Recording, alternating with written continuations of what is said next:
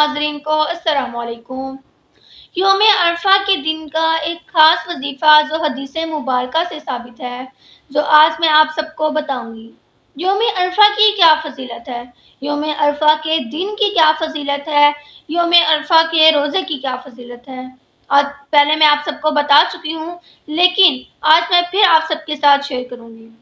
یوم عرفہ کے دن کی فضیلت بہت زیادہ ہے۔ اس دن مانگی ہوئی دعا کبھی رد نہیں کی جائے گی۔ اس دن مانگی ہوئی دعا فوراً عرش پر جائے گی اور اللہ رب العزت اسے قبول کر لیں گے۔ یوم عرفہ کے روزے کی کیا فضیلت ہے کہ اس دن ہم روزہ رکھیں گے تو ہمارے گزشتہ ایک سال اور آئندہ ایک سال کے گناہوں کا کفارہ بن جائے گا۔ یوم عرفہ کی خاص بات یہ ہے کہ اس دن شیطان رسوا ہو جاتا ہے۔ یوم عرفہ کا دن کب ہے؟ 6 جون جمعے کے دن کو یوم عرفہ کا دن ہے۔ اس دن ہم زیادہ سے زیادہ نوافل پڑھیں، تسبیحات پڑھیں، عبادت کریں اور روزہ رکھیں، اور تہجد کی نماز تو ہرگز نہ چھوڑیں۔ اور بہت سے لوگ یہ بھی سوچیں گے کہ اس دن کے خاص نوافل ہیں، تو ایسا بالکل نہیں ہے۔ اس دن ہم بالکل ویسے ہی نوافل پڑھیں گے جیسے ہم پڑھتے ہیں۔ تو اس دن کا خاص وظیفہ ضرور ہے۔ تو خاص وظیفہ کیا ہے کہ جو حدیث مبارکہ سے ثابت ہے۔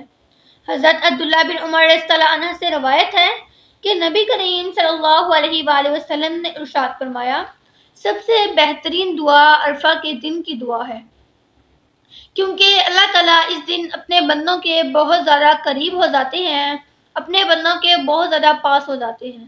اس دن ہم جو بھی دعا مانگیں گے وہ فوراً عرش پر جائے گی اور اللہ رب العزت اسے قبول کر لیں گے۔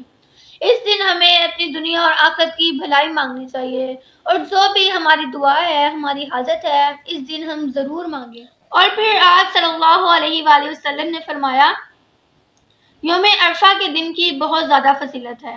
اس دن مانگی ہوئی دعا قبول ہو جائے گی، اور وہ عمل، وہ کلمہ جو میں نے پڑھا اور مجھ سے پہلے انبیاء کرام علیہ السلام نے پڑھا، وہ یہ ہے، لا الہ الا اللہ وحدہ لا شریک لہ لہ الملک ولہ الحمد وہو علی کل شیء قدیر۔